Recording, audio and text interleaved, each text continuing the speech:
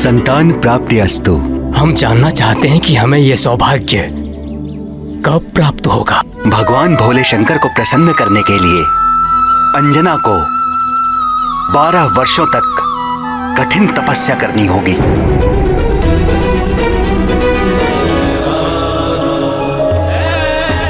ओम नमः शिवाय, ओम नमः शिवाय, ओम अघोराय नमः। अंजना के घोर तपस्या को तो 12 वर्ष बीत चुके हैं प्रभु। आप कब प्रसन्न होंगे? आपके अंश का अवतार काल भी निकट आ पहुंचा है। आंखें खोलिए स्वामी और उसे उसकी तपस्या का फल दीजिए। मेरा हृदय धड़क रहा है, लग रहा है कि कुछ अलौकिक घटने वाला है।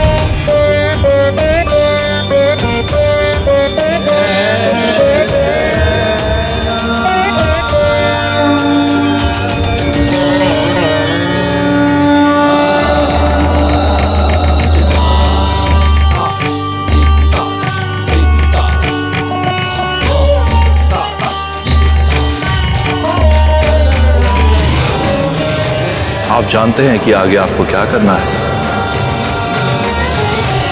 कल्याण शंकर जी ने दे दिया तेज। देवी अंजना, वनराज केसरी, मैं पवन देव हूँ। भूत भावन भगवान शंकर और माता भवानी का संदेश लेकर आपके पास आया हूँ। वे दोनों आपकी श्रद्धा और तपस्या से अति प्रसन्न हैं और उन्होंने अपने आशीर्वाद के रूप में ये प्रसाद भेजा है। ओम नमः शिवाय। हे वानर राज, देवी अंजना के लिए इस फल को आप ग्रहण करें। ओम नमः शिवाय, ओम नमः शिवाय, ओम नमः शिवाय, ओम नमः शिवाय, ओम नमः शिवाय, ओम नमः शिवाय।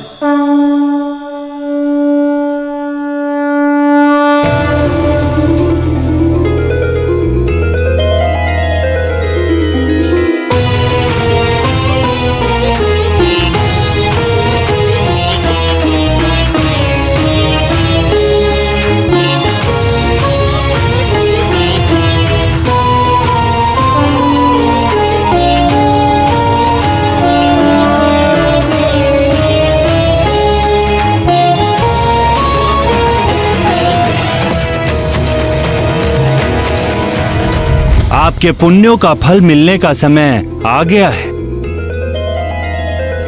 आपको शीघ्र ही संतान लाभ होगा।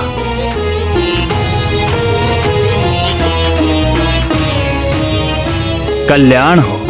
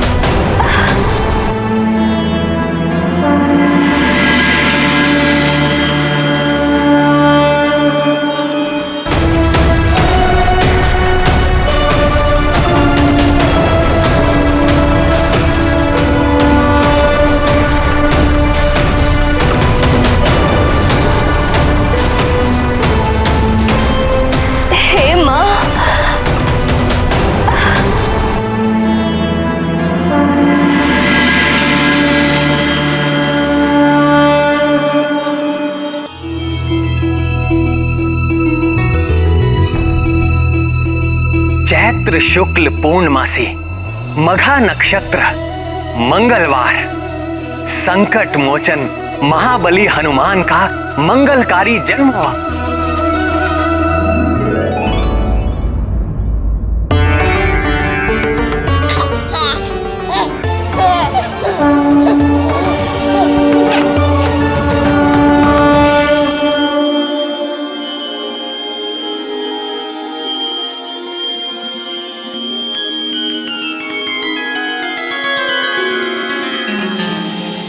अंजने,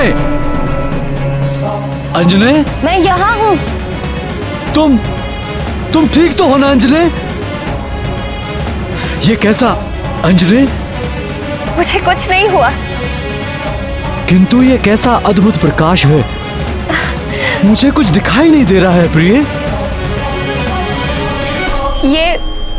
ये हमारे पुत्र का तेज है।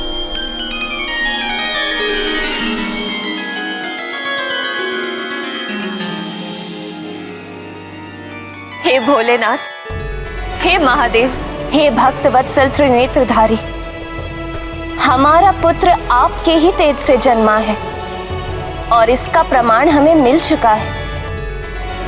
किंतु यदि हमारा लाल इस परम तेजस्वी अवस्था में निरंतर रहेगा तो हम इसकी लीलाओं का सुख पाना तो दूर, इसे देख भी नहीं पाएंगे।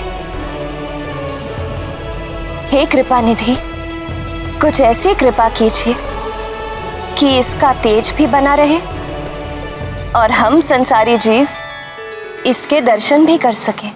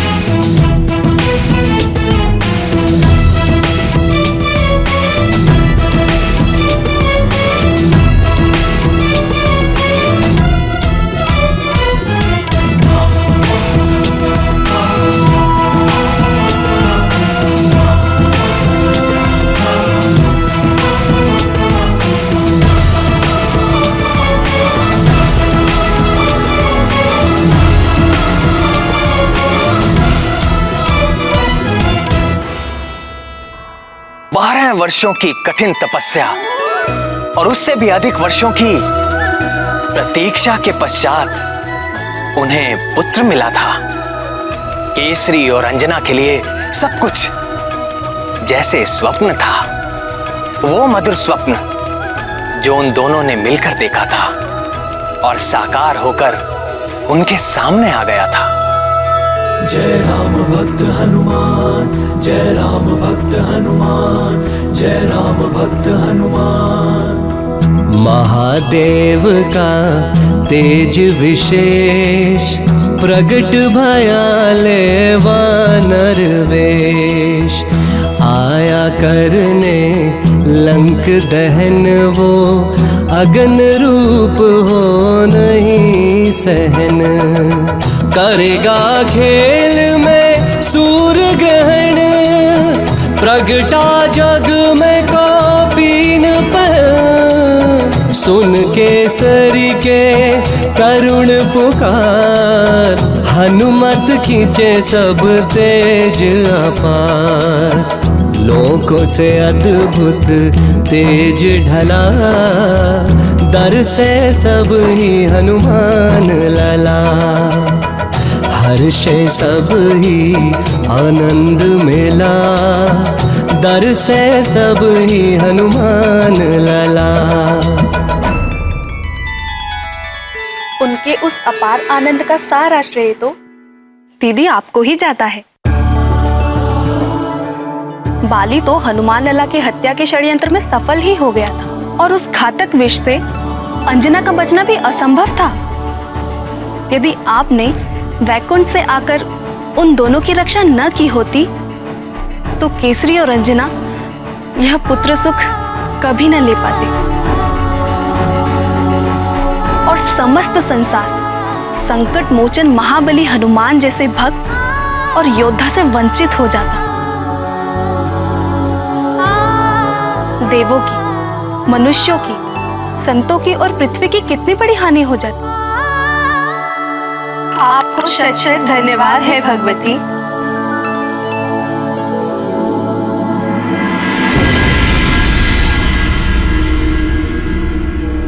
मेरा पुत्र, मेरा अपना पुत्र, हमारा पुत्र, हम दोनों का पुत्र। तुम इतने प्यारे क्यों हो? कितना सुंदर है ये, कितना प्यारा। मैंने इतना सुंदर शिशु आज तक नहीं देखा। सभी माता पिता को ऐसा ही लगता है। नहीं नहीं, सच अंजनी, देखो इसमें कुछ विशिष्ट बात है। कितना अद्भुत है ये, कितना सुंदर, कितना प्यारा। क्या तुमने कभी देखा है इतना सुंदर शिशु?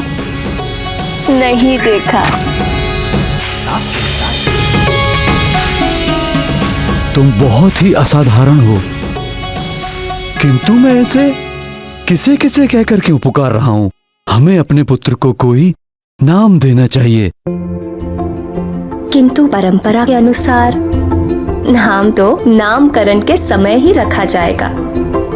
हाँ, किंतु नामकरण के पूर्व एक गुप्त नाम रखने की भी जो परंपरा है।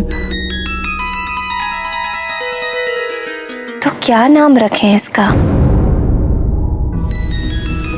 मैं बताऊं उनका क्या नाम रखा गया होगा? महातेजा, क्योंकि जन्म लेते ही उनके शरीर से निकला वो दिव्य तेज तीनों लोकों में फैल गया था। नहीं नहीं, उनका नाम रहा होगा महोदर, क्योंकि हनुमान के गर्भ में आते ही अंजना की भूख और भी अधिक बढ़ गई थी। मेरे विचार से तो ये दोनों ही नाम नहीं हो सकते थे। क्यों नहीं हो सकते? क्योंकि सब कुछ संभव हुआ महादेव के आशीर्वाद के कारण। फिर तो निश्चित ही हनुमान लाला का नाम शिवदत्त रखा गया होगा, या फिर रुद्रांश। वायुदेव के नाम पर भी तो उनका नाम हो सकता है, जैसे कि पवन पुत्र। नहीं नहीं, प्रथम नाम होगा, वो भी गुप्त नाम।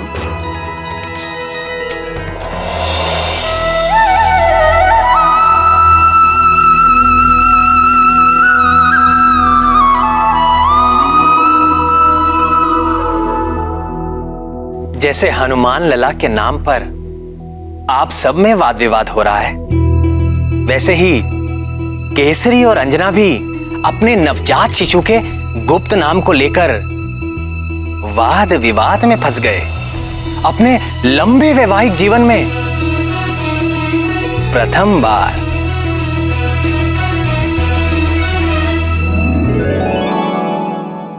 अरे तो फिर क्या नाम रखें अपने पुत्र का? इसके नाम से आपके बल, गुण और पराक्रम का पता चलना चाहिए। देखने में तो तुम्हारी तरह कोमल, सुंदर और सुखदाई है। इसका नाम तुम्हारे नाम पे आधारित होना चाहिए, शशिमुखे। कैसी बात कर रहे हैं आप? पुत्र होकर नाम में कोमलता? बात तो तुम ठीक कह रही हो। तो फिर इस केसरी नंदन का नाम तो आपके नाम से जुड़ा होना चाहिए। केसरी नंदन, ये नाम सुनने में कितना अच्छा लगता है। नहीं नहीं, तुमने इस पुत्र की प्राप्ति के लिए 12 वर्ष कठिन तपस्या की है। तुम्हारे इस विकट तप से भगवान भोले शंकर प्रसन्न हुए और हमें यह पुत्र रत्न प्राप्त हुआ। इसका नाम तुम्हारे नाम पे ही आधारित होना चाहिए। जो पुत्र हमें अंजना की तपस्या के फल स्वरूप मिला है, उसका नाम अंजने होना चाहिए। अंजने? नहीं नहीं नहीं। हाँ अंजने। अंजने में वो बात कहाँ? केसरी नंदन में आनंद आता है। अरे ये आनंद भी तो तुम्हारी तपस्या का परिणाम है। इसे हम अंजने ही पुकारेंगे। अंजने नहीं, केसरी नंदन। केसरी नंदन नहीं, अंजने पुकारेंगे हम इसे। अंजने नहीं, केसरी नंदन। केसरी नंदन नहीं, अंजने पुकारेंगे हम इसे। केसरी नंदन नहीं, अंजने होना चाहिए। अंजने नहीं, केसरी नंदन। अंजने। केसरी नंदन। केसरी नंदन। अंजने। केसरी नंदन। केसरी नंदन। इसे बार बार केसरी नंदन क्यों कह रहा हूँ? केसरी नंदन। श्रीमन नारायण नारायण हरे हरे। हे नाथ, नारद जी वहां भी पहुंच गए। और ये तो दुष्ट बाली को अजन्मे हनुमान लाला के प्राण लेने के लिए जाया था। केसरी और अंजना के पास जाने के पीछे देवर्षि का क्या उद्देश्य था प्राणवल्लभ? क्या कोई और षड्यंत्र होने वाला था? प्रणाम देवर्षि। आसन ग्रहण कीजिए मुनिवर। अरे आप कष्ट मत करिए माते, हम आपको कष्ट देने नहीं, हम तो आपके और आपके इस दिव्य पुत्र के दर्शन करने के लिए आए हैं। हमारे पास आओगे?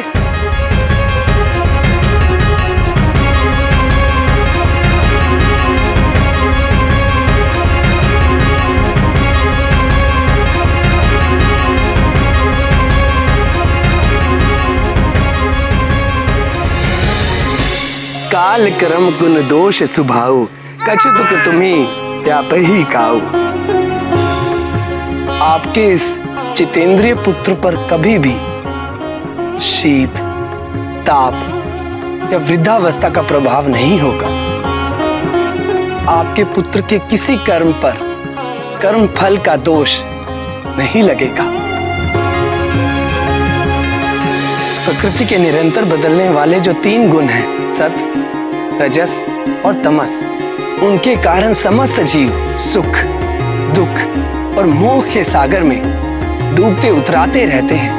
किंतु तुम्हारा यह पुत्र सदैव आनंद में मग्न रहेगा और कभी भी दुख से पीड़ित नहीं होगा, मोह से बुद्धिहीन नहीं होगा। और यह पराक्रमी बालक सदैव स्वस्थ रहेगा।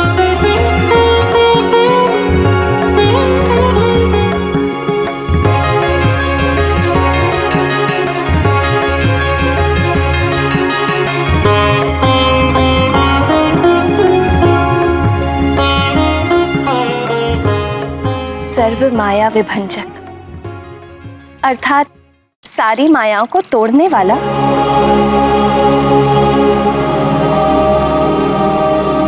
कैसा मनोहर नाम है, सर्व माया विभंजक। मेरे एक नाम को सुनकर आप दोनों घबराइए मत। आपके पुत्र के तो अनेक नाम होने वाले हैं। हाँ, प्रथम गुप्त नाम रखने का जो अधिकार था, उसका उपयोग तो आपने कर ही लिया। किंतु महामुनि, हम तो अभी तक एक नाम पर ही एक मत नहीं हो पाए। मैं जानता हूँ वानर राज, किंतु आपके ये दोनों नाम बालक के कानों में इतनी बार गए कि वे दोनों ही उसने स्वीकार कर लिए। क्यों केसरी नंदन? अंजने,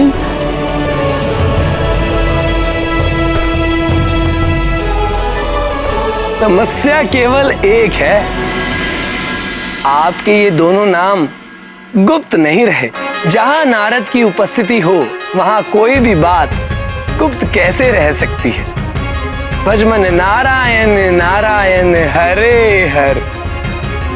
तुम्हारे इस विलक्षण बालक के ज्ञान, भक्ति व पराक्रम के दोनों नाम सारे जगत में और युगों युगों तक केसरी और अंजना के नामों का बार बार उच्चारण करेंगे। किंतु ये व्यवहार मुझे समझ में नहीं आया प्राण बल्लभ। देवऋषि तो हनुमान के विरुद्ध वाली के कान भरते हैं और दूसरी ओर भाव विभोर होकर हनुमान लला को अनेक आशीर्वाद दे डालते हैं। मैंने तो अपने पिता परम ऋषि जाम्बवान से सुना था, संगीत ज्योतिष के महाविद्वान, भक्ति शास्त्र के प्रथम आचार्य और वैकुंठवासी विष्णु अर्थात आपके परम भक्त हैं। और दूसरी ओर हर प्रकार की कलह प्रसंग में उनकी भूमिका सुनने में आती है। प्रभु, नारद जी के चरित्र की इस गुत्थी को केवल आप ही सुलझा सकते हैं। बताइए ना, इसके पीछे क्या रहस्य है?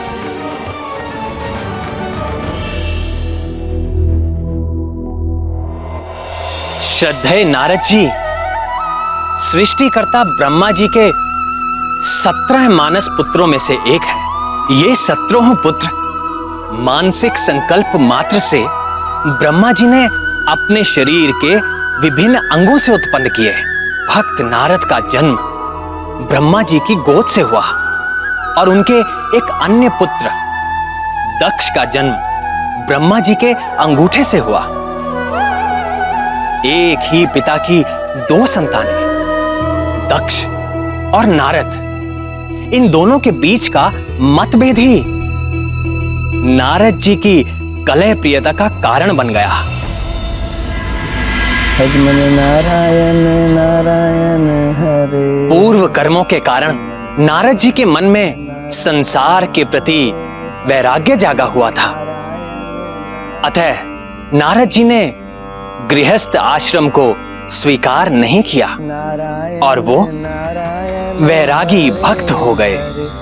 प्रजापति दक्ष अपने पिता ब्रह्मा जी की आज्ञा मानकर गृहस्थ हो गए और सृष्टि का विस्तार करने में उनकी सहायता करने लगे। किंतु दक्ष को प्रजाओं की सृष्टि व पालन करते हुए अपने पद का झूठा अहंकार हो गया। आज मैं तुझे तेरे कर्मों का उचित दंड देता हूं। और वो हठी व क्रोधी हो गए। पुत्रों, तुम सबकी शिक्षा पूर्ण हो चुकी है। अब मेरी इच्छा है कि तुम सब विवाह कर लो और गृहस्थ हो जाओ और सृष्टि को फैलाने में मेरा सहयोग करो। हरि ओम तत्सत। किंतु पिताजी, हमारे बड़े भाइयों ने सन्यास का मार्ग चुना और हमारे मन में भी दुविधा है। दुविधा? कैसी दुविधा? पिता की आज्ञा मानना तुम्हारा परम धर्म है और उसी में तुम्हारा परम कल्याण भी, यही शास्त्र कहते हैं। हरि ओम तत्सत। किंतु तात नारद तो कहते हैं। उस कपटी का नाम भी मत लो।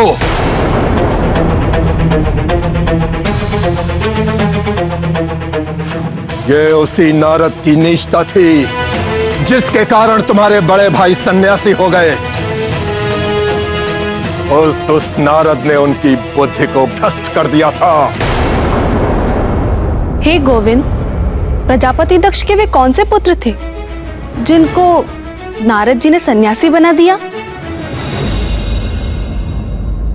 जब ब्रह्मा जी ने दक्ष को सृष्टि का विस्तार करने के लिए कहा तो दक्ष ने अपनी पत्नी वीरनी के गर्भ से हर्यश्व नामक 5 सहस्र पुत्रों को उत्पन्न किया। नारद जी ने उन्हें गृहस्थ आश्रम के विरुद्ध उपदेश देकर सन्यासी बना दिया। इस प्रसंग में भी नारद का कोई दोष नहीं था। उन दक्ष पुत्रों की बुद्धि गृहस्थ आश्रम में नहीं थी। अपने पूर्व कर्मों के कारण वो सन्यास के अधिकारी हो ही चुके थे। नारद ने केवल उन्हें प्रेरणा भर दी। तो प्रजापति दक्ष ने फिर क्या किया? देखो मेरे पुत्रों, मेरे पास क्या नहीं है। धन संपदा है, पशुधन है, राज्य है, हंसता खेलता परिवार है मेरा। संसार का हर सुख मुझे उपलब्ध है। क्यों? क्योंकि मैं गृहस्थ हूं और गृहस्थ आश्रम ही आत्म कल्याण का शास्त्र सम्मत मार्ग है। और तुम लोग भी गृहस्थ हो गए। ये मेरी इच्छा ही नहीं, मेरा आदेश भी है। हरिओम तत्सत। स्मरण रहे, अपने उस ढोंगी नारद से दूर ही रहना। उसके निकट भी मत जाना। यदि वो निकट आए तो तुम लोग उससे दूर चले जाना। यदि वो फिर भी बोले तो अपने कान ढक लेना।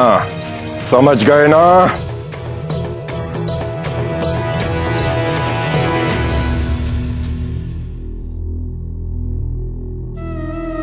कहीं नारद जी उन्हें भी समझाने तो नहीं आ पहुंचे? श्रीमन नारायण नारायण हरे हरे, भजमन नारायण नारायण हरे हरे। ये कैसा व्यवहार है भतीजों? ना नमस्कार, ना प्रणाम, ना आदर, ना कोई सत्कार। या प्रजापति दक्ष ने तुम सबको यही शिक्षा दी है? जी पिताजी ने हमें यही शिक्षा दी है। उन्होंने कहा है कि आपसे दूर रहें और आपके निकट भी ना जाएं। और यदि आप निकट आए तो हम दूर चले जाएंगे। और फिर भी आप बोलें तो अपने कान ढक लें।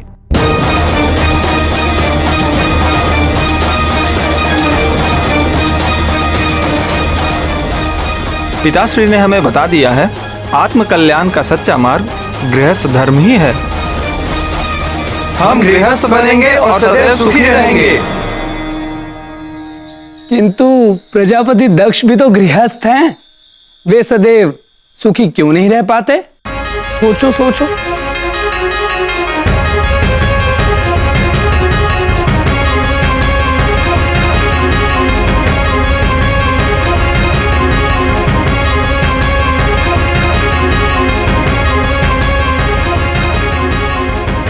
क्या तुमने उन्हें कभी क्रोध में या दुखी देखा है?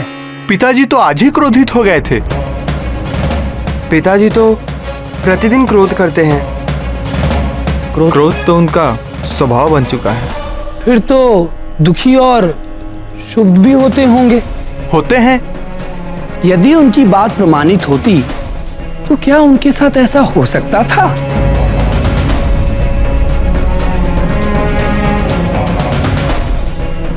नहीं। अच्छा भी है, बताओ, क्या तुम में से किसी ने भी मुझे कभी भी क्रोध करते हुए या आंसू बहाते हुए देखा है? नहीं, आप तो सदैव प्रसन्न मुद्रा में ही रहते हैं। क्या मैं गृहस्थ हूं? नहीं। और सदैव सुखी रहते हैं। प्रजापति दक्ष गृहस्थ हैं और सदैव दुखी रहते हैं।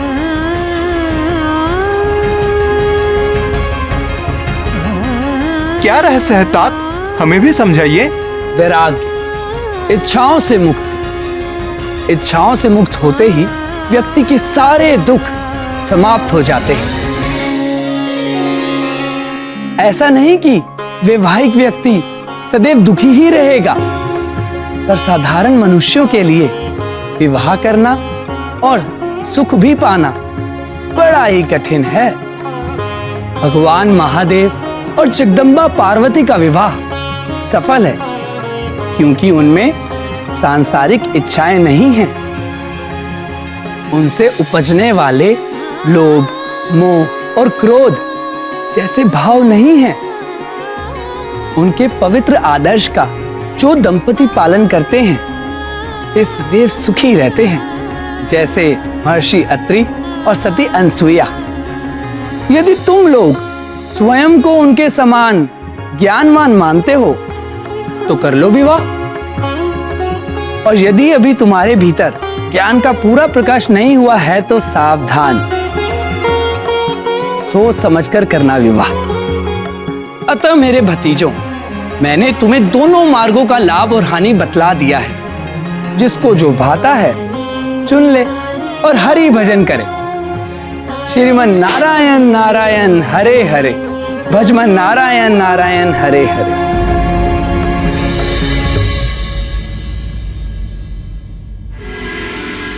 प्रिय नारद ने दक्ष के उन 1 सहस्त्र पुत्रों को भी सन्यासी बना दिया और पृथ्वी के कोने कोने में भेज दिया। प्रजापति दक्ष ने फिर क्या किया? उनको तो बड़ा क्रोध आया होगा। आया, और उसी क्रोध के आवेश में उन्होंने नारद जी को श्राप दे डाला। अपने ही वंश बेल को काटने वाले वंश खाते ही आज मैं तुझे तेरे कर्मों का उचित दंड देता हूं।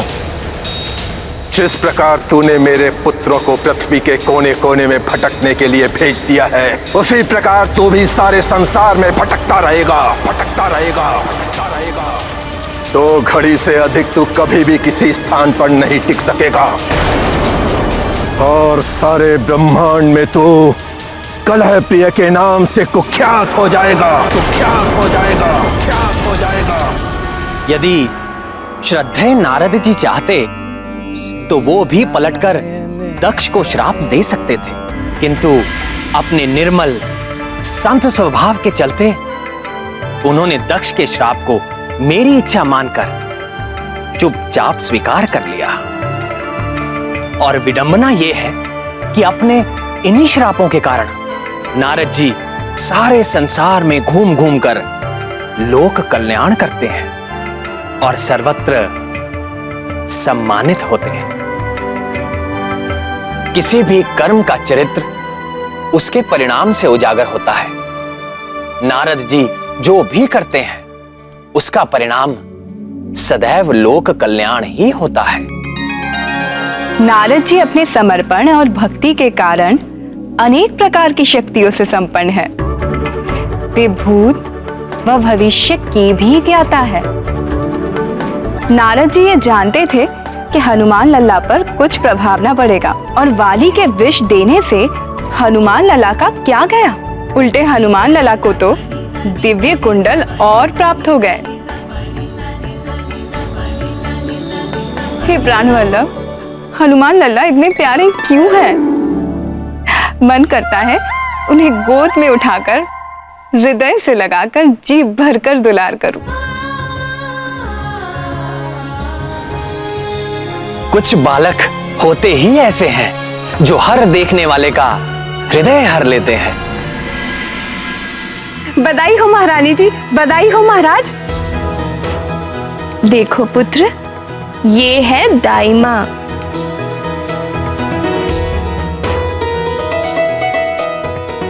ले ले ले ले, ऐसा सुंदर बच्चा, इतना प्यारा बच्चा तो मैंने आज तक नहीं देखा।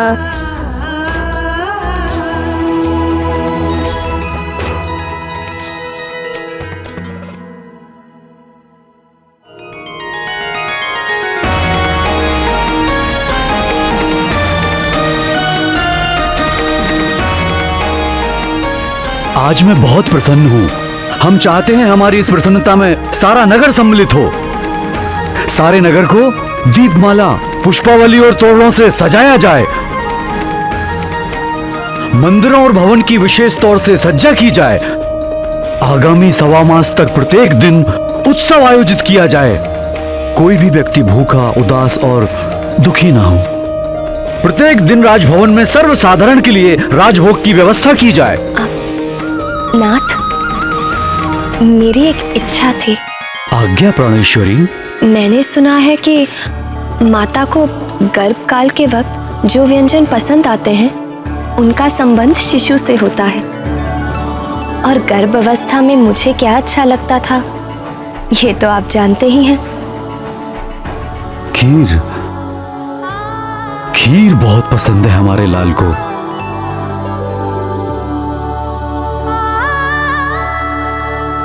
मैं चाहती हूँ कि अन्नप्राशन तक प्रतिदिन नगरवासी खीर खाकर तृप्त रहें।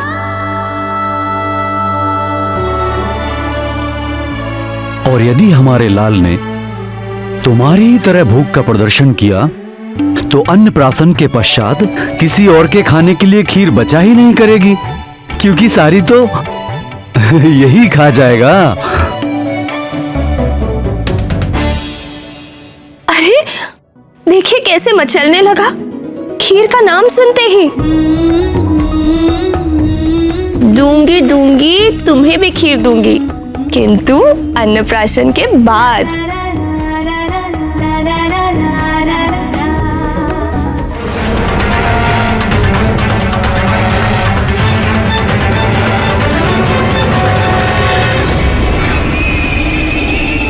कितने वर्षों के पश्चात युवराज के जन्मोत्सव का ये शुभ अवसर आया है। प्रातःकाल के उस अलौकिक तेज को पंडितों ने बड़ा ही शुभ सगुन बताया है। वो दिव्य तेज हमारे युवराज की देह से ही निकला था।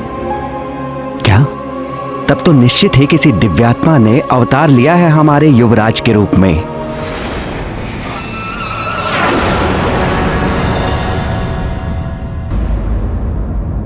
हे, रुको।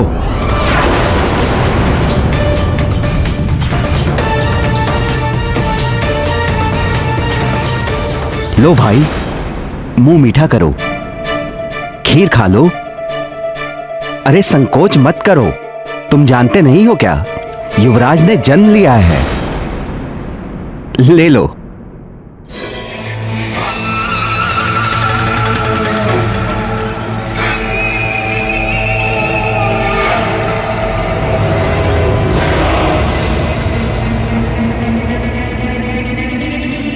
आइए देवी।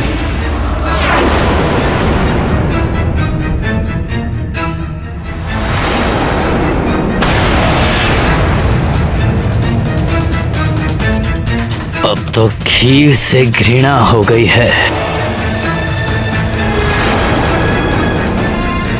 एक बार बच गया, पर मुझ महानतम का वार व्यर्थ नहीं जाएगा हर बार।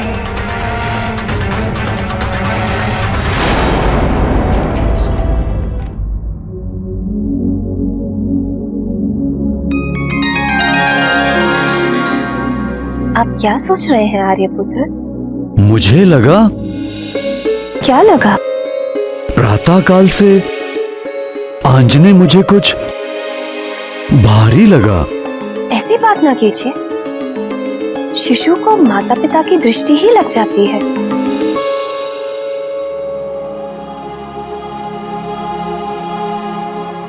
वाली ऐसा अहंकारी था जिसे किसी भी स्थिति में हार स्वीकार नहीं थी। हनुमान लला को मारने में एक बार असफल हो जाने पर निराश होना तो दूर, उल्टे और हट पर अड़ गया। फिर वो एक और क्रूर योजना के साथ आंजनेय को मारने जा पहुंचा।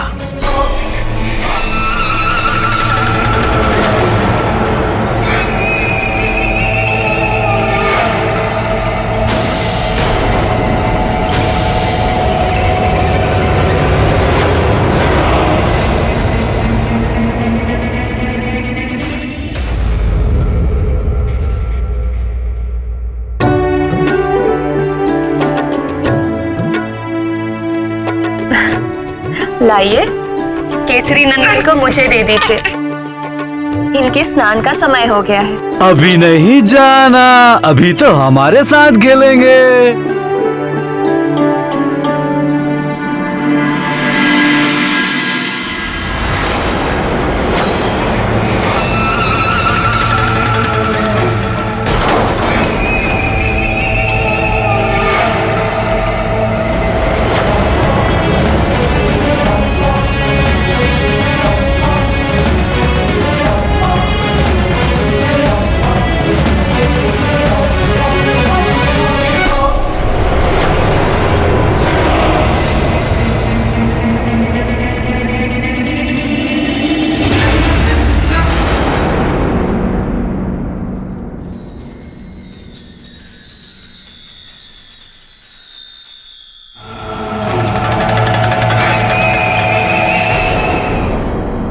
आज तो मेरे केसरी नंदन के स्वास्थ्य को उसके पिताजी ही दृष्टि लगा रहे थे ना? कोई बात नहीं, अब मैं सारी दृष्टियों का उपचार किए देती हूँ। अब मेरे प्यारे लाल को नहीं लगेगी कोई दृष्टि, आशीष देती सारी सृष्टि। ममता प्रेम की जो वृष्टि, अब न लगेगी कोई कुदृष्टि।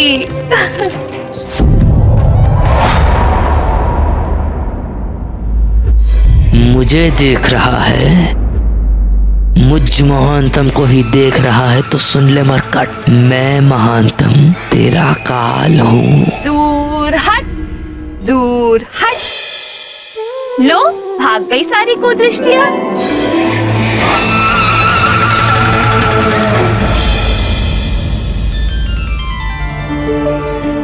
महारानी जी, युवराज को द्रोणी में नहलाइए ना, सुविधा होगी।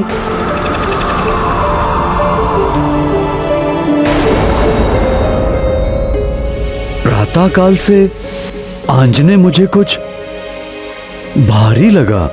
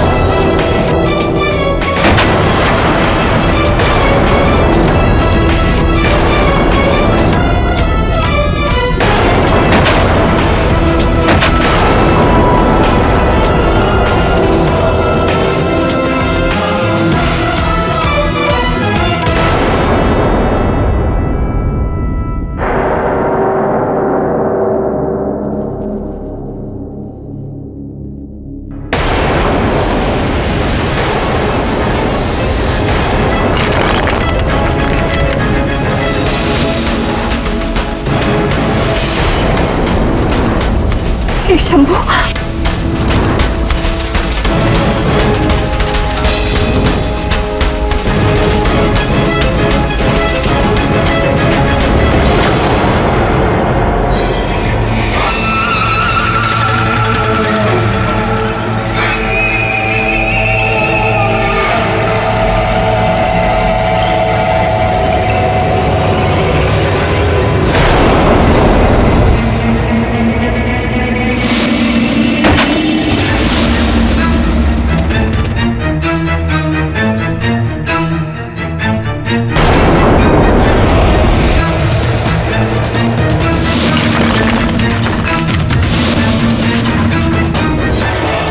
ये तो वज्रकाय है। वाली हनुमान लला के प्राण लेने के विचार से आया था। उनके प्राण लेना तो दूर, उल्टे उन्हें दो नए नाम दे बैठा, वज्रकाय और मरकट। मरकट शब्द का अर्थ है तो वानर ही, किंतु ये वानर जाति के लिए एक अपशब्द है। किंतु भक्त शिरोमणि हनुमान के स्वीकार कर लेने से ये नाम भी पवित्र हो गया।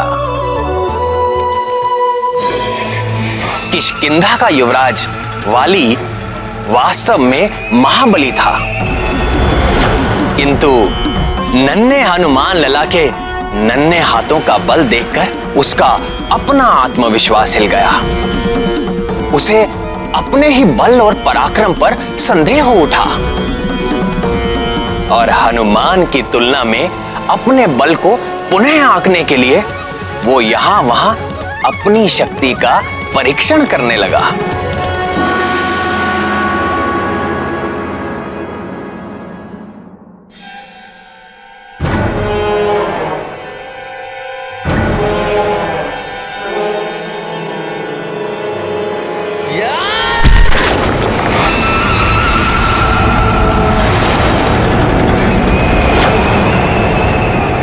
मैं महानतम हूँ तो मुझ महानतम को अपने बल पर संदेह क्यों हो रहा है?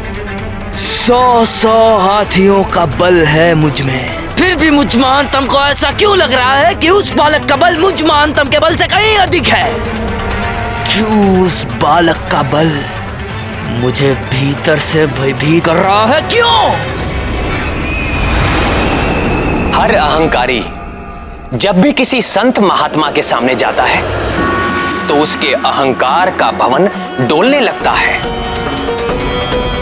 वाली को भी हनुमान लला के आगे इसी संकट का सामना करना पड़ रहा था। बजरंग बली जैसे संतों में अहंकार नहीं होता ऐसा नहीं है, उनके भीतर मेरा ईश्वरीय अहंकार होता है, अर्थात अपने अहंकार से मुक्त होकर वो मेरे असीम ज्ञान, असीम ऐश्वर्य और असीम शक्ति के अधिकारी हो जाते हैं। जिसकी कोई सीमा ही ना हो उसकी कहां टक्कर होगी और कहां चोट लगेगी। इसी कारण हमारे हनुमान लला को चोट नहीं लगती। किंतु प्राण वल्लभ, हनुमान लला की ऐसी अद्भुत शक्ति देख अंजना और केसरी की क्या दशा हुई? चिंतित हुए, भयभीत हुए, सन्न हो गए। फिर स्मरण आया उनका पुत्र कोई साधारण वानर पुत्र नहीं है, वो तो स्वयं ब्रह्मांड नायक भगवान भोलेनाथ का अंश है। ये स्मृति आते ही ऐसा महान शक्तिशाली पुत्र पाकर वो बार बार अपने को धन्य मानकर सुखी होने लगे।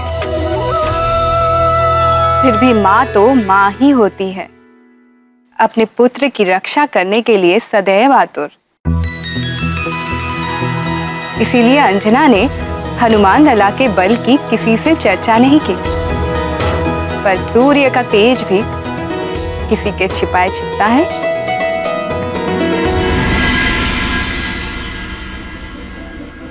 बाल सवर गए, केश के सारे निकल भवर गए, लाल लंगोट करे है धारण, नारद के सब माया निवारण। नारद जी ने आपको क्या कहा था? स्मरण है? दूर कर दे जो सब माया। ना ना ना ना, ये तो ऐसा नहीं है, ये तो माया डालने आया है। है ना?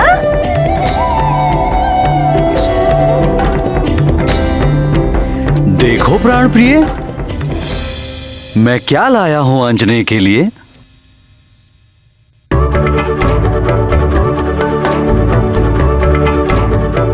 अरे देखो देखो देखो, तात क्या लेकर आए हैं? लाल के नन्हे नन्हे पैरों के लिए नुपुर। छन छन छन।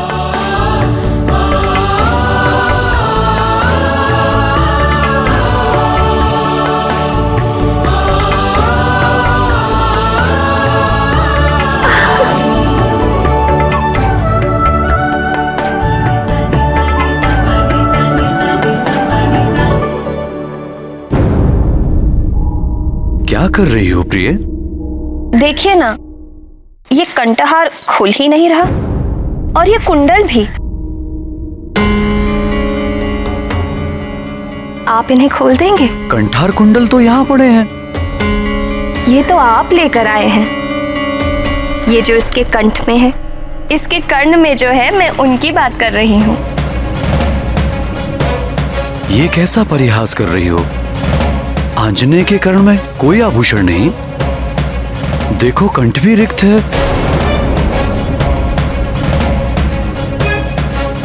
आप मेरे साथ ठिठोली कर रहे हैं? केसरी नंदन ने इस दिव्य कंठहार और इस दिव्य कुंडल के साथ जन्म लिया है।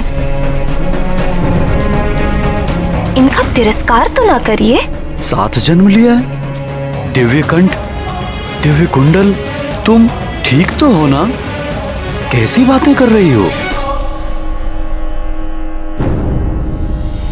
आपकी कृपा से अंजना के शिशु पर आई विपत्ति उसके लिए वरदान बन जाएगी।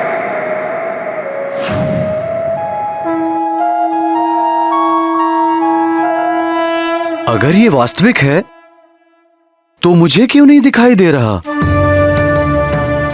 ये दिव्य कर्ण और 2 कुंडल ना कभी दिखाई दिए थे ना दिखाई दे रहे हैं। महादेव जाने आपको क्यों नहीं दिख रहे। मुझे तो निरंतर दिख रहे हैं और दिख ही नहीं रहे। मैं इनका स्पर्श भी कर सकती हूँ। मेरे लिए ये दिव्य आभूषण उतने ही वास्तविक हैं जितने आपके द्वारा लाए ये आभूषण। तुम्हें अवश्य कुछ हो गया है प्राणप्रिय। तुम्हारा स्वास्थ्य ठीक नहीं है। कहीं वो विष का दुष्प्रभाव तो नहीं? हे शिव शंकर, अब आप मुझे विक्षिप्त समझ रहे हैं। मुझे कुछ नहीं हुआ है, आप ही को कुछ हो गया है। आप मुझ पर अविश्वास कर रहे हैं। प्रणाम। देवगुरु बृहस्पति का शुभ आगमन हुआ है। युवराज को आशीर्वाद देने के लिए पधार रहे हैं। पितामह आए हैं, जाओ उन्हें शीघ्र लेकर आओ। जी महाराज। पितामह आ रहे हैं, ये सब हम बाद में देखेंगे। चलिए पितामह का स्वागत करें।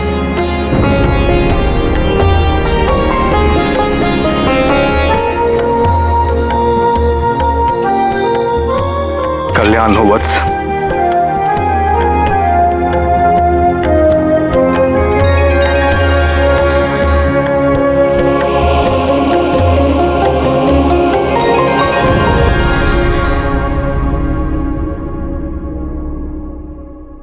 पुत्रवती भव।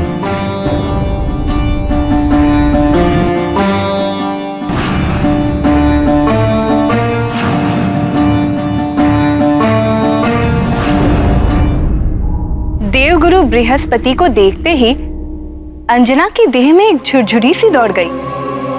पूर्व जन्म और वर्तमान जन्म के घटनाक्रम आपस में घुलने लगे।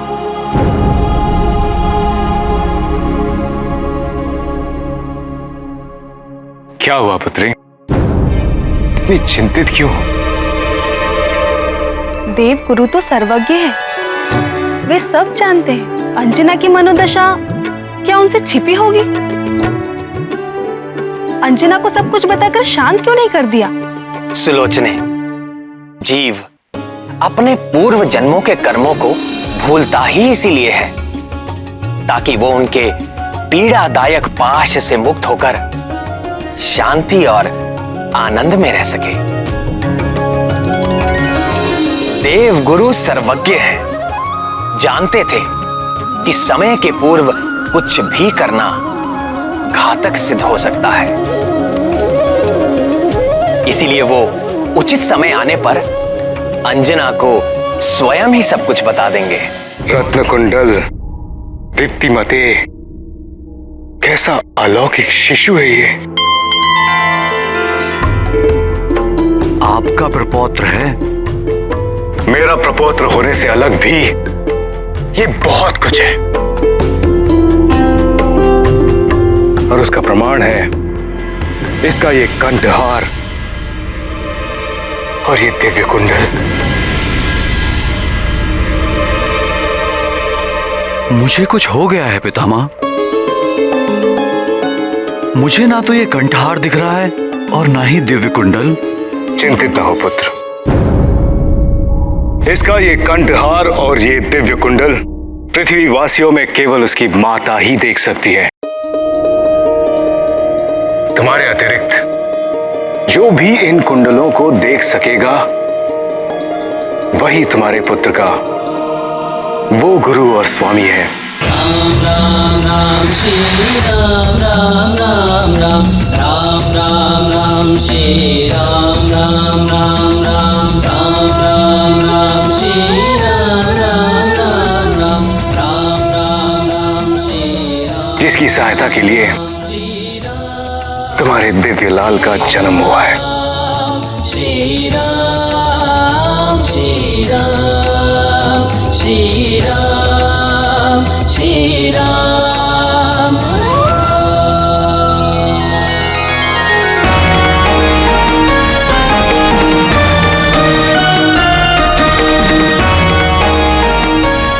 तुम्हारा वानर कुल में जन्म लेना सार्थक हुआ पुत्री। तुम्हारे पुत्र के साथ तुम्हारी कीर्ति भी युगों युगों तक गाई जाएगी। कल्याण।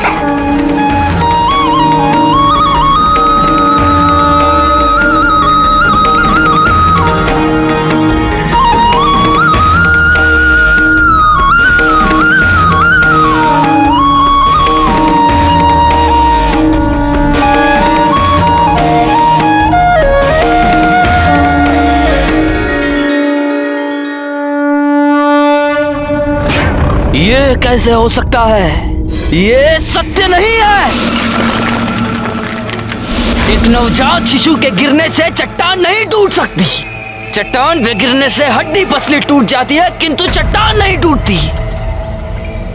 अर्थात मैं जागते हुए स्वप्न देख रहा था, मुझे धोखा हुआ था। नहीं, ये धोखा नहीं था। मुझ महानतम की आंखें धोखा नहीं खा सकती। अर्थात मैंने जो देखा था वो सत्य था। सत्य था वो। किंतु ये कैसे संभव है? कहीं उसका शरीर वज्र का तो नहीं बना?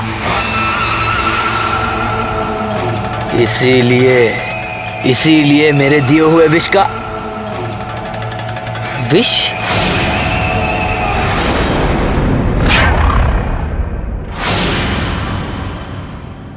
कहीं ये उस विष का तो प्रभाव नहीं है? हो सकता है, हो सकता है। वैद्यराज!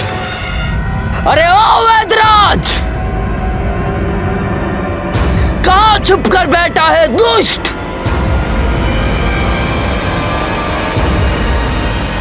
बाहर निकाल दुष्ट! मैंने कहा बाहर निकाल। या बाहर निकाल।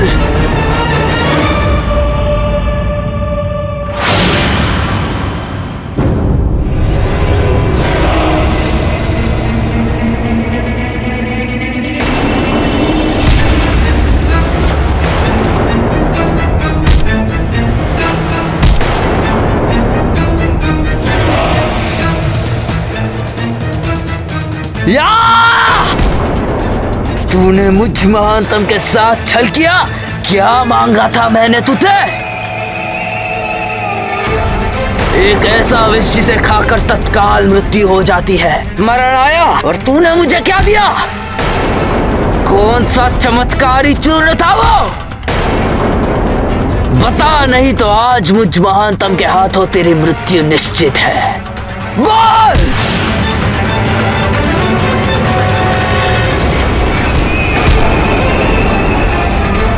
कपटी! तेरा विष खाकर तो मेरा शत्रु यमलोक नहीं पहुंचा, किंतु आज मैं तुझे बिना विष खिलाए ही तुझे पीट पीट कर यम के निकट पहुंचा दूंगा।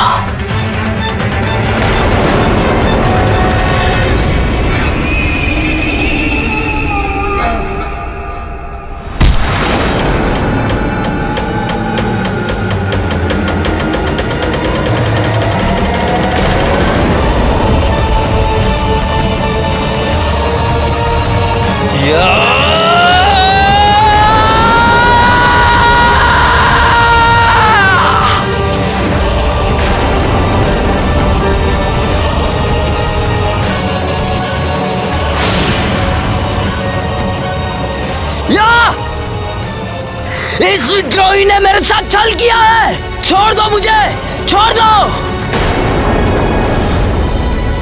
कुछ बोलने का अवसर ही नहीं दे रहे हैं, पीटते जा रहे हैं केवल। वो तो ऐसा भयंकर विष बना था जिसके स्पर्श मात्र से मेरी ये स्थिति है कि मैं अब तक तीव्र ज्वर से पीड़ित हूं। और आप कह रहे हैं कि उसने अपना कार्य नहीं किया।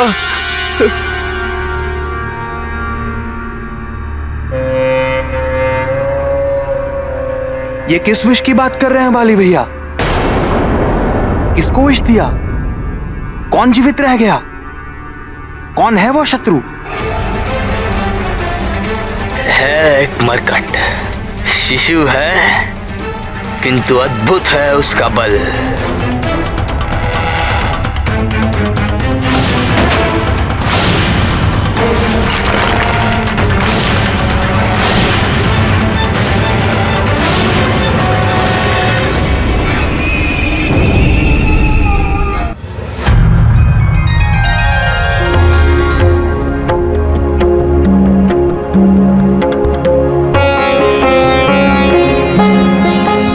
लीजिए पितामह, आपके लिए।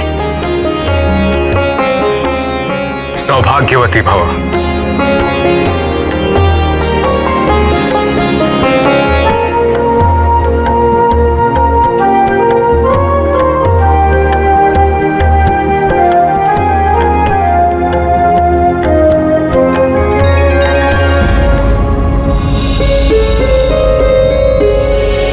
वानरराज, युवराज कहाँ है? यही तो है, अभी तो लिटाया मैंने।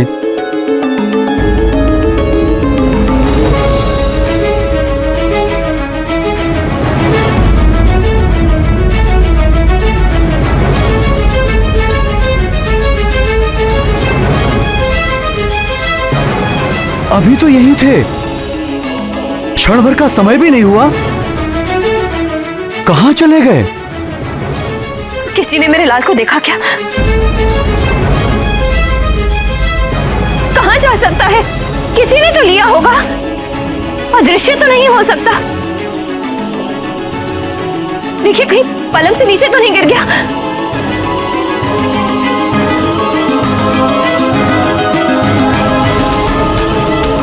अंजने!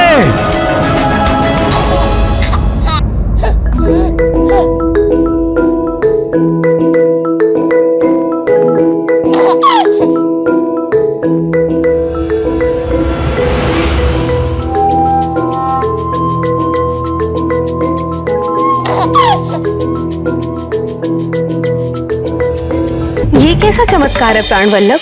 2 दिनों के हनुमान लल्ला घुटनों पर चलने लगे। इसमें आश्चर्य कैसा? हमारे श्याम सुंदर ने भी जन्म से 6वें दिन ही राक्षसी पूतना के प्राण खींच लिए थे। आंखें जो देखती हैं और जिसे सत्य मानती हैं, वो अधिकतर एक भ्रम होता है। सर्वव्यापी भगवान शंकर अपनी 8 मूर्तियों के रूप में इस जगत के हर तत्व में वास करते हैं।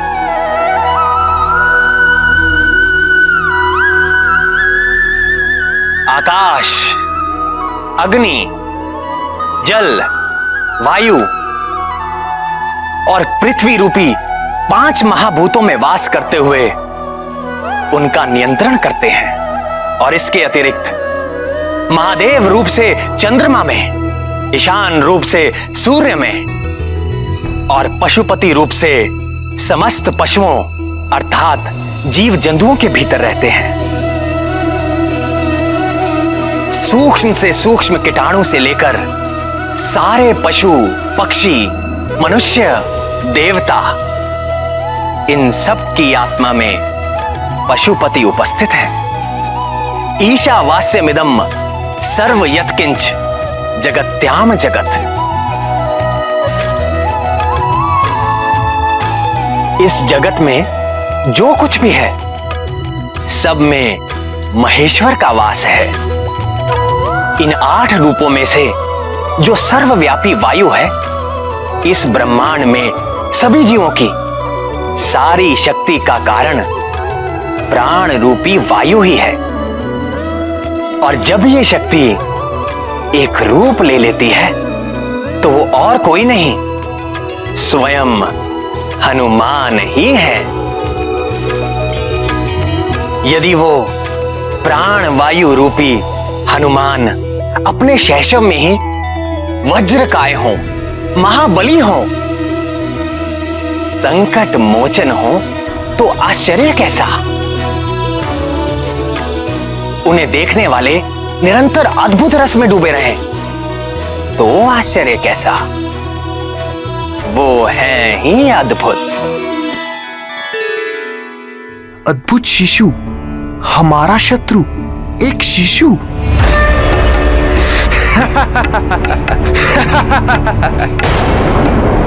वाली भैया, मुझे आपसे ये आशा नहीं थी।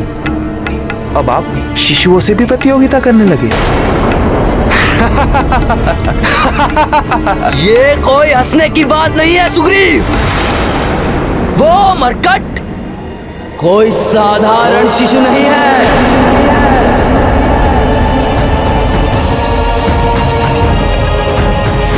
वो शिशु है, किंतु वो मायावी शक्ति संपन्न है। मायावी है तो भी न जाने कितने यक्ष राक्षस आदि घूमते रहते हैं, सब तो हमारे शत्रु नहीं हो जाते। और फिर एक शिशु।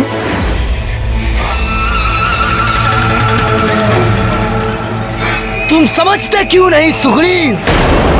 तुम मुझ महानतम के निर्णय पर संदेह कर रहे हो। तुम्हें क्या लगता है मैं महानतम अकारण किसी अजन्मे शिशु के प्राण लेने का प्रयत्न करूंगा? नहीं वाली भैया, मेरे कहने का ये अर्थ नहीं है।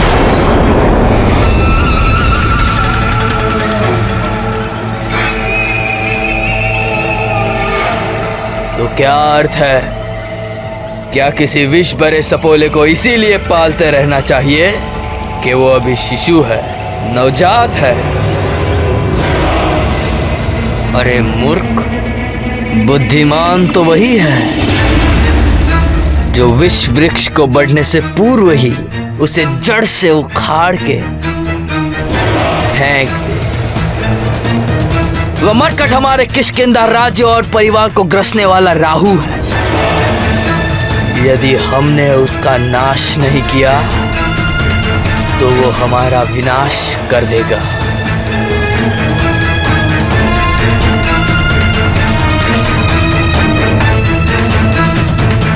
किंतु आप ये सब कैसे जानते हैं?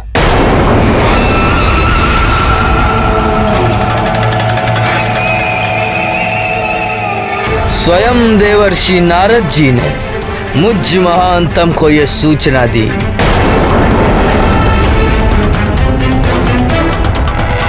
यदि ऐसा है तो भैया मैं भी आपके साथ हूं।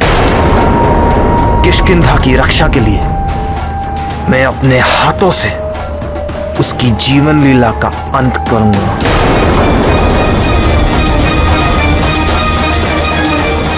आप जब कहें तब मैं चलने के लिए प्रस्तुत हूं। कब चलना है? कल।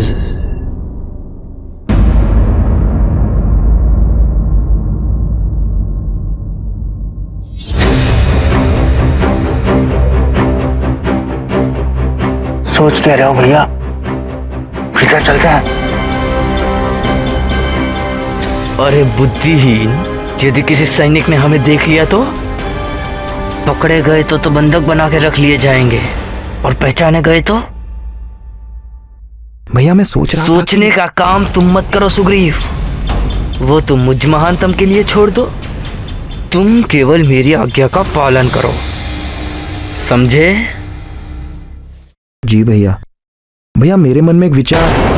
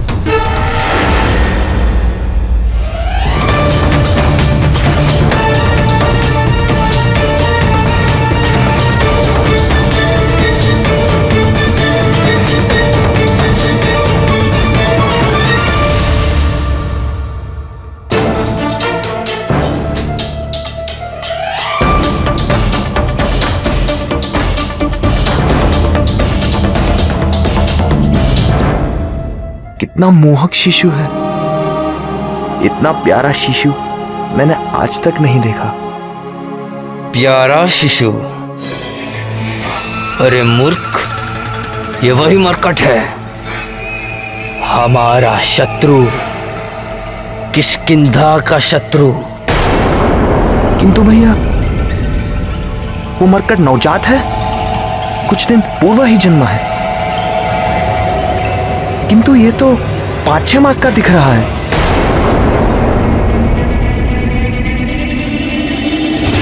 ये तो सचमुच 6 मास जितना बड़ा है। किंतु ये कैसे संभव है? इसके जन्मे तो 5 दिन भी पूरे नहीं हुए।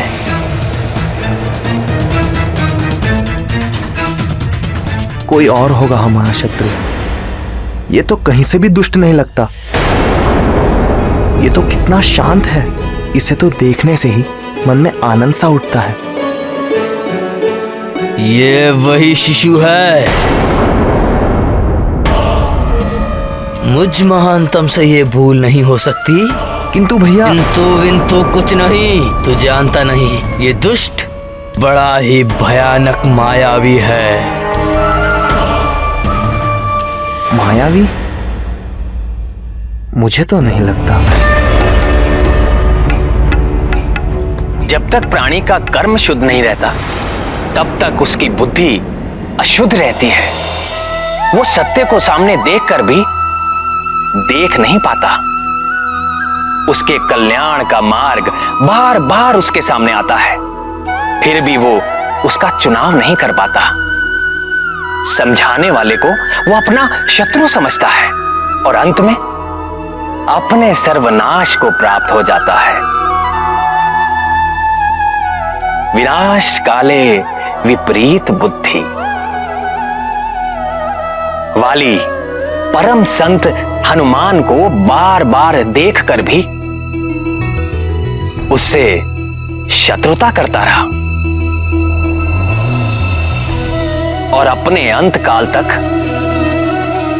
ऐसे ही भटकता रहा। कर लिया लल्ला ने स्नान, अब कर लीजिए थोड़ा ध्यान। हार कंठ में कुंडल कान, कितने सुंदर है मुस्कान।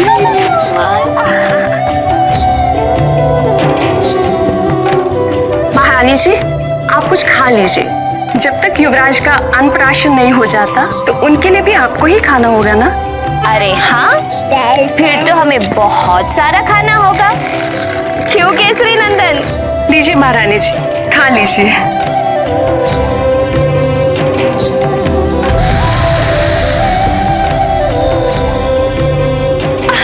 नहीं नहीं नहीं, अभी नहीं। ढाई माँ, आप भी खाइए ना। अभी नहीं, अन्नप्राशन के बाद।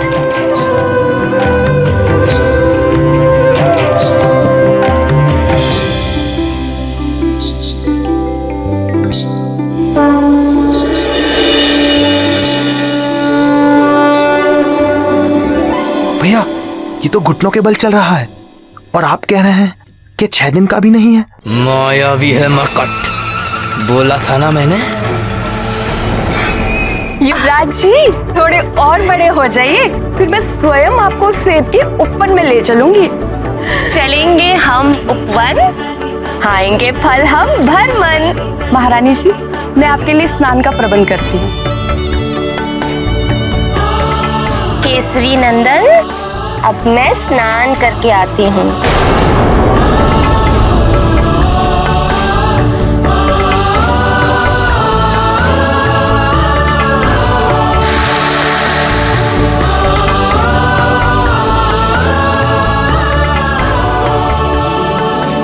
अब माँ जा रही है करने स्नान और आप कीजिए कुछ क्षण आराम।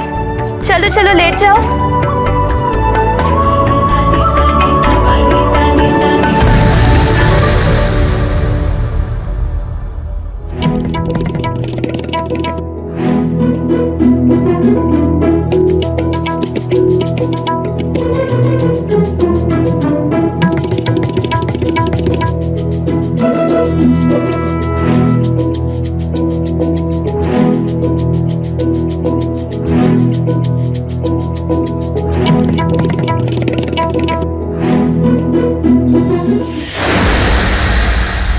देखो तो इस मायावी मरकट को, 5 दिन का भी नहीं है और सेब खाना चाहता है। किंतु भैया,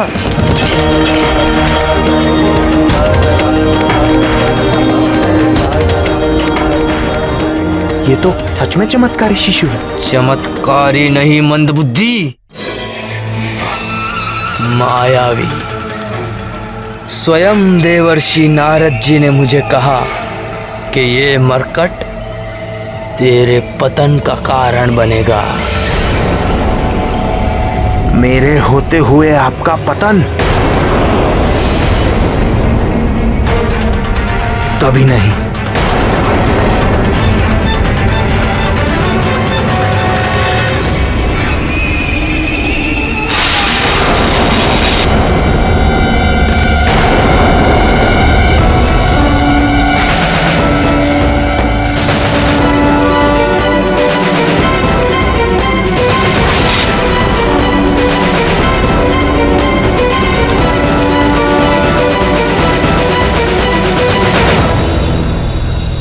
वाली जितना दुष्ट और धूर्त है, सुग्रीव उतना ही निश्चल और सरल। कितनी सरलता से वो घमंडी वाली के झूठ में आ गया। निर्मल मन जन सो मोहि पावा, मोहि कपट छल छिद्र न भावा। सरल व्यक्ति जैसा स्वयं है वैसा ही संसार को देखता है। जैसे सुग्रीव का हृदय सरल है, इसी कारण वो मेरा मित्र है। जिसके हृदय में छल और कपट हो वो मुझे पा ही नहीं सकता। कपट करने वाला सोचता है कि वो सबको मूर्ख बनाकर अपना स्वार्थ सिद्ध कर रहा है, किंतु अंत में वो अपनी ही हानि कर बैठता है। जैसे देखो, आज वानर राज सुग्रीव की देवता तक प्रशंसा करते हैं, जबकि वाली अपने कर्मों के कारण हर लोक में निंदा का पात्र है।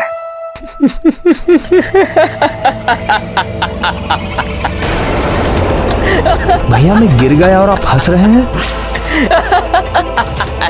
क्योंकि मैं भी तुमसे पूर्व इसी तरह गिर चुका हूं, ठीक वहीं से।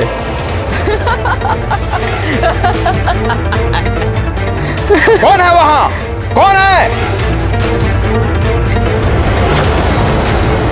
कहां गए? ये शब्द तो यहां से आ रहे थे, कहां गए?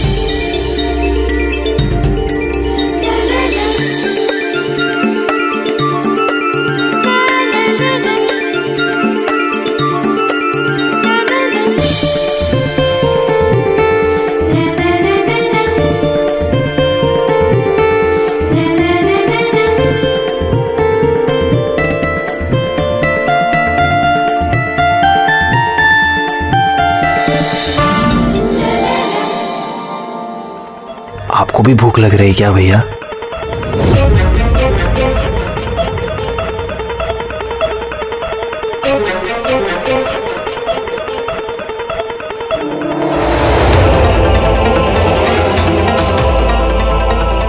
आप आपने मेरे प्रश्न का उत्तर नहीं दिया भैया।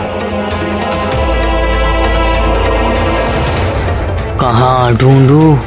भैया हमने प्रायः पूरा राजभवन ढूंढ लिया, किंतु वो शांत और सुंदर शिशु अब तक नहीं दिखाई दिया। शांत सुंदर? मरकट बोलो, मरकट शत्रु है वो हमारा। मुझे क्षमा करें भैया, मैं भूल गया था। अब मैं सदा स्मरण रखूंगा। मरकट, मरकट।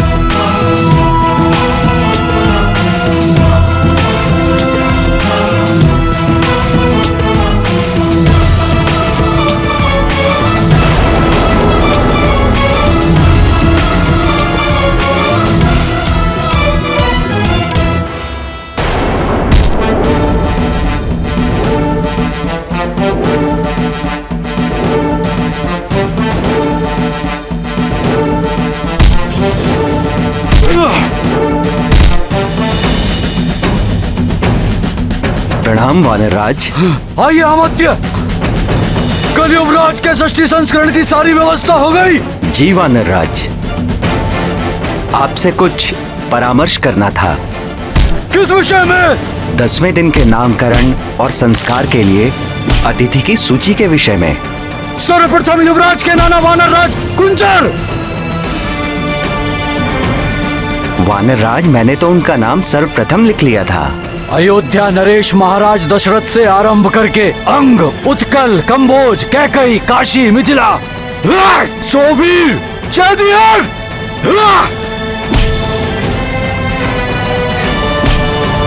सात सभी मित्र राज्यों को निमंत्रण दे।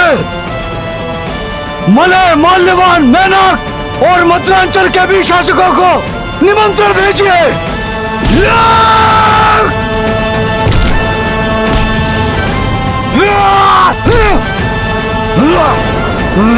परम पूज्य ऋषि बनक, ऋषि मगध और ऋषि अगस्त को तो आना ही होगा। साथ ही दंड कानन, मतंगारण्य तथा नैमिषारण्य में तपस्या कर रहे सभी ऋषियों को संदेश दीजिए कि युवराज को आशीर्वाद देने अवश्य पधारें। और हमारे सीमावर्ती किष्किंधा के राजा ऋक्षराज और उनके पुत्र वाली और सुग्रीव।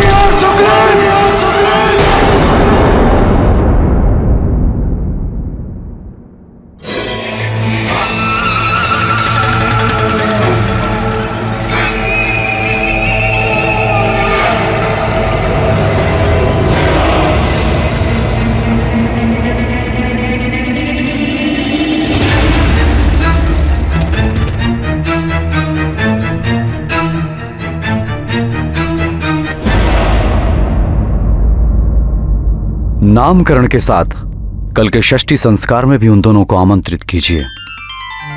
प्रणाम महाराज। महाराज, ऋषि शवानी के शिष्य आपसे मिलने की अनुमति चाहते हैं। आने दो। जी महाराज।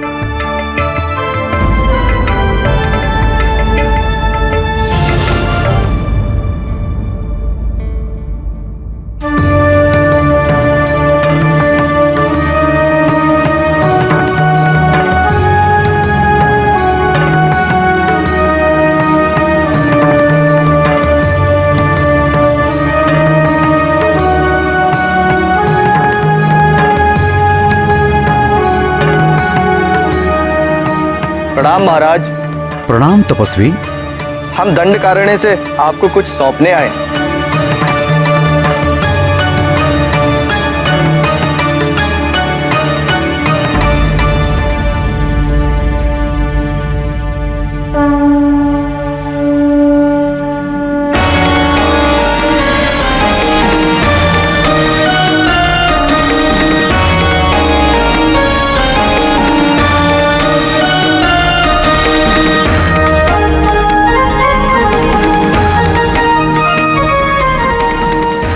यह अष्ट धातु से निर्मित एक सिद्ध गदा है महाराज।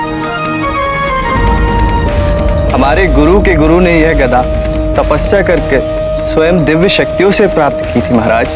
किस प्रयोजन से? और एक तपस्वी का गदा से क्या कार्य? राक्षसों से संघर्ष करने के लिए हमारे गुरु के गुरु ने क्षत्रिय कुल में जन्म लिया था महाराज, किंतु कालांतर में उन्होंने हिंसा का त्याग करके अहिंसा का व्रत धारण किया था महाराज। उनके देहावसान के पश्चात यह गदा हमारे गुरु ऋषि सावर्णी की सुरक्षा में थी। सुरक्षा में? जी, वे अपने गुरु की आज्ञा अनुसार इस गदा के अधिकारी के जन्म लेने की प्रतीक्षा कर रहे थे, किंतु 2 सप्ताह पूर्व उन्होंने भी देह त्याग दी। अपने देहांत के पूर्व उन्होंने कहा था कि यदि यह गदा आश्रम में रही तो किसी राक्षसी शक्ति में पड़ जाने का संकट हो सकता है। अतः उनके आदेश पर ही हम यह सिद्ध गदा आपको सौंपने आए हैं। किंतु मुझे ही क्यों? उन्होंने कहा था कि शम्भ साधन नामक राक्षस के वध के पश्चात आप ही इस गदा के योग्य अधिकारी हैं। अच्छा, जो इसके वास्तविक अधिकारी हैं वो कौन है? मैंने भी उनसे यही प्रश्न पूछा था। तो उन्होंने क्या उत्तर दिया? समय आने पर इस गदा का वास्तविक अधिकारी स्वयं आपसे यह गदा मांग लेगा महाराज, और आप यह गदा उसे सहर्ष दे भी देंगे। ऋषियों की बातें सदा समझ में नहीं आती, किंतु समय बीतने पर हर रहस्य खुल ही जाता है।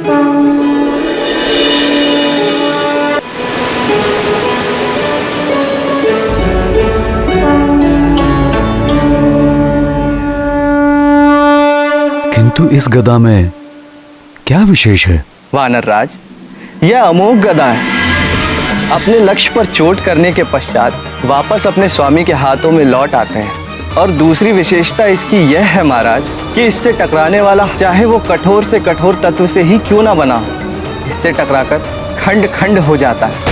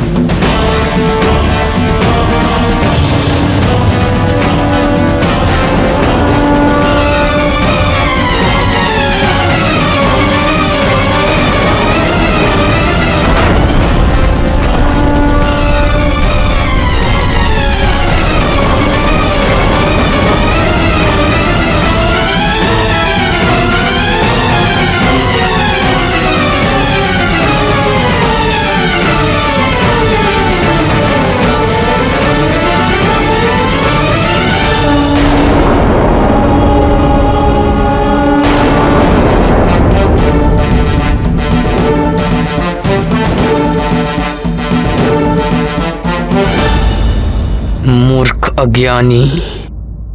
अब मैंने क्या किया भैया? मैं तो कब से यहाँ पे चुपचाप खड़ा हूँ। तुम नहीं, ये तपस्वी इतना भी नहीं जानता कि इस गदा का योग्य अधिकारी कौन है। कौन है भैया? कौन है? मैं महानतम। और कौन? वो तो आप हैं भैया। ये गदा तो किष्किंधा में होनी चाहिए। मेरे पास मुझ महानतम के हाथ में।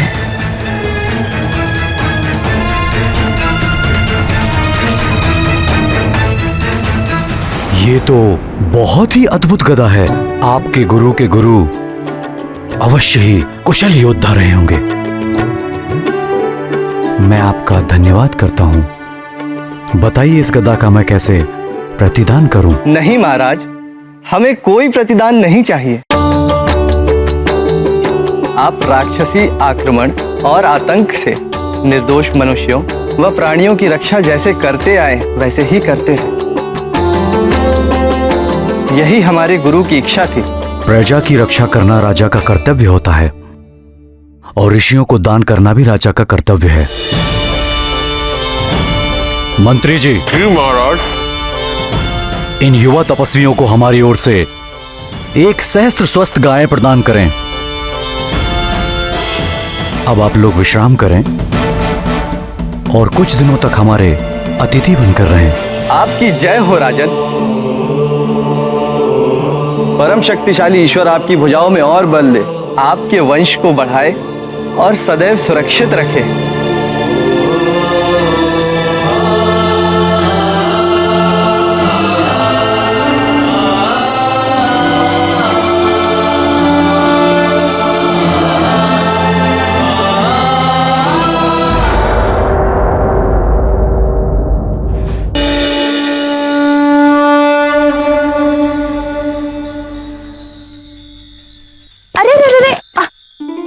अभी नहीं बेटा, अन्नप्राशन के पश्चात।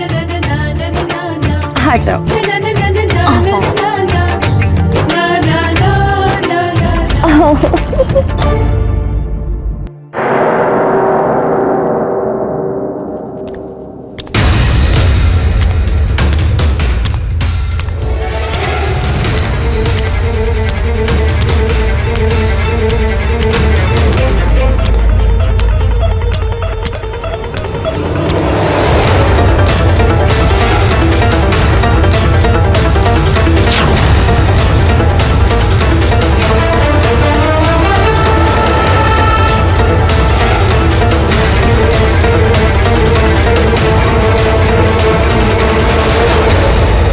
प्रिय अंजने, ये देखो। क्या पहना? मेरा नया गदा।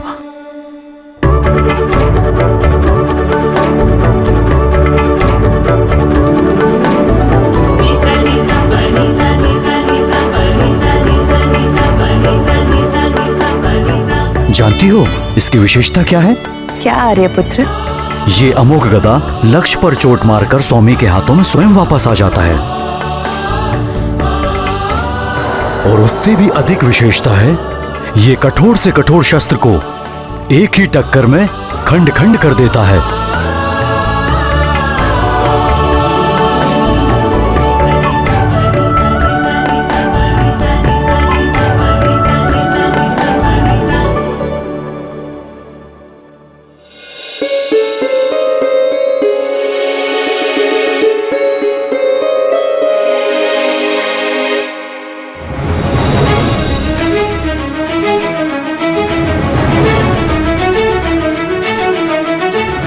ये सब किसने किया प्रिय? न जाने किसने किया। मेरे कक्ष से जाने के पूर्व तो ये सब सेब वहां पेट पर पड़े हुए थे। आपके जाने के पूर्व कोई कक्ष में आया था क्या? नहीं, कोई भी नहीं। सिर्फ आपके ये पुत्र ही थे। किंतु हमारे पुत्र तो कुल 5 दिन के हैं। वो यहाँ तक कैसे पहुँच पाएंगे? वो तो अभी खड़े भी नहीं हो सकते।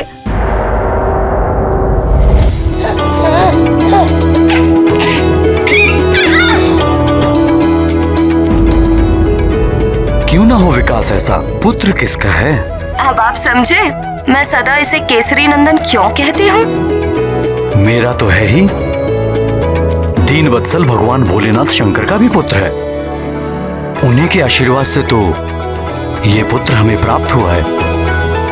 हे भोले बाबा, अपने पुत्र पर अपनी कृपा सदा बनाए रखना।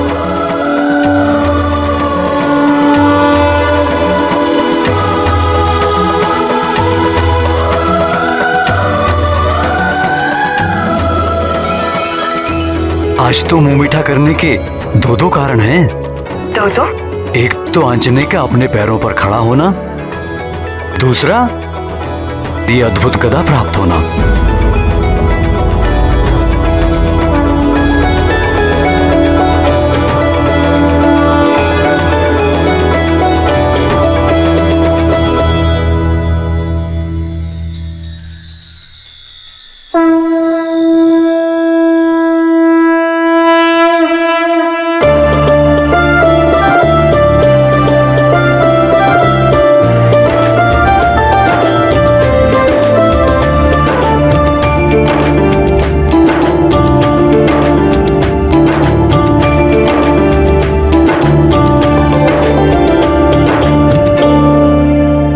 मैंने सुना था कि पुरुष कभी बड़े नहीं होते, सदा बालक बने रहते। आज साक्षात देख भी लिया।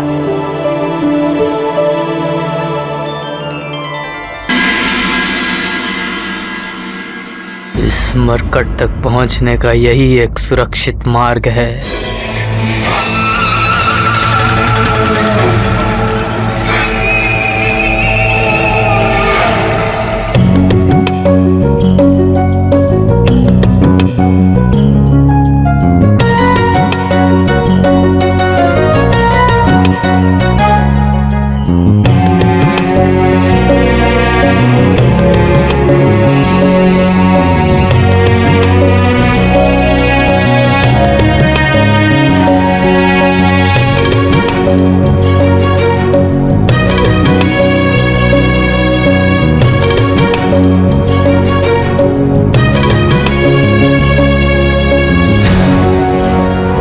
अरे वाह, गदा चाहिए?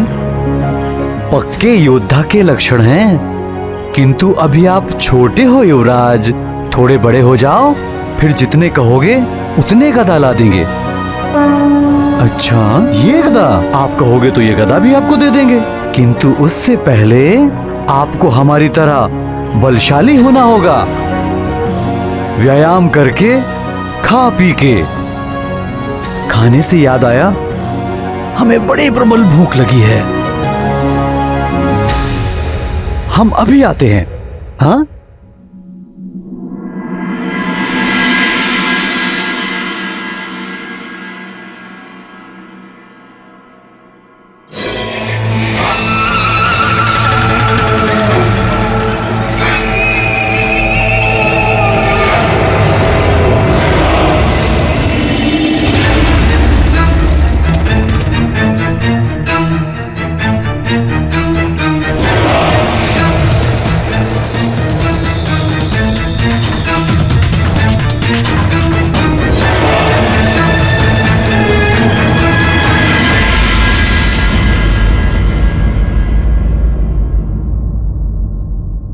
जय राम भक्त हनुमान, जय राम भक्त हनुमान, जय राम भक्त हनुमान, जय राम भक्त हनुमान, जय राम भक्त हनुमान, जय राम भक्त हनुमान, जय राम भक्त हनुमान, जय राम भक्त हनुमान, जय राम भक्त हनुमान।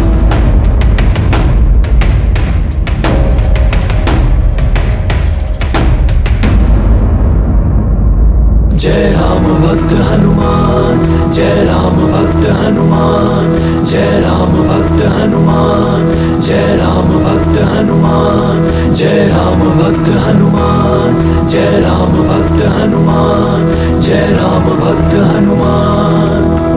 निश्चल प्रेम की वो मुस्कान दिए सुग्रीव को बाल हनुमान। भगत भगत को गया जान, बैर भाव भया अंतर्धान। बाल रूप के हनुमत देवा फिर सचिव रूप में करेंगे सेवा। मुक्ति दिलाए जन्म मरण से, सुग्रीव मिलाए श्री राम चरण से। हनुमान और सुग्रीव की ये प्रथम भेंट बड़ी ही विचित्र रही।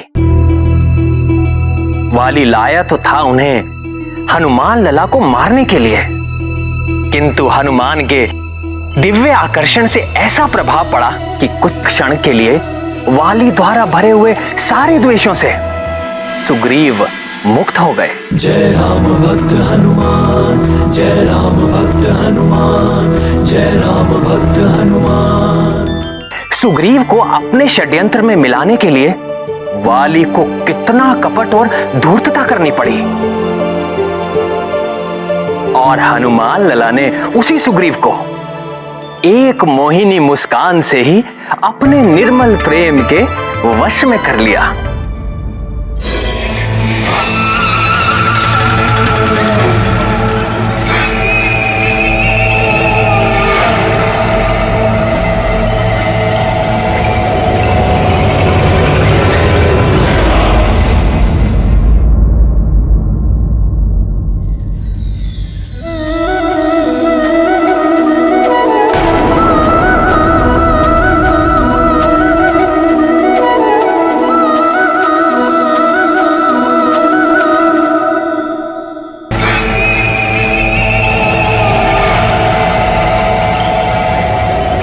सुग्रीव, सुग्रीव,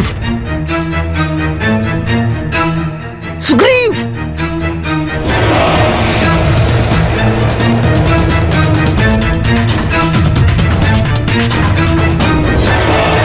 सुग्रीव, सुग्रीव! अब इस मरकट को गोद में उठाकर मूर्ति की तरह क्या खड़े हो? काम हो गया, चलो।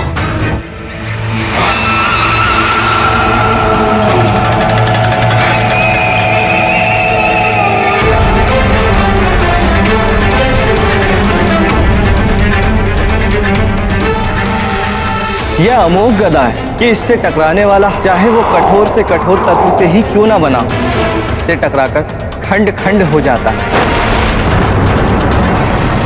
अपने लक्ष्य पर चोट करने के पश्चात वापस अपने स्वामी के हाथों में लौट आते हैं। क्या कर रहे हो भैया? चलो। अरे ठहर तो।